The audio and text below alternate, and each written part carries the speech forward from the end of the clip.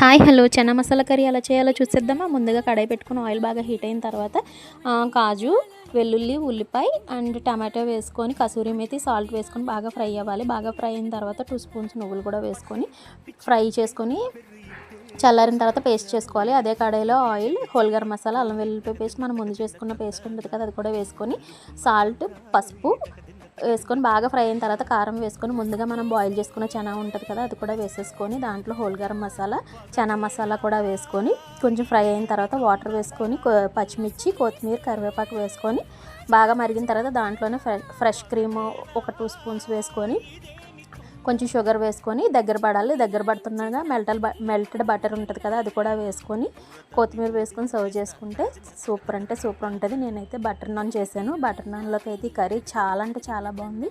మీకు కనుక నా రెసిపీ నచ్చినట్టయితే ప్లీజ్ ఒక లైక్ చేసి, ఫస్ట్ టైం మన ఛానల్ చూసినట్టయితే సబ్స్క్రైబ్ చేసుకోండి. బాయ్.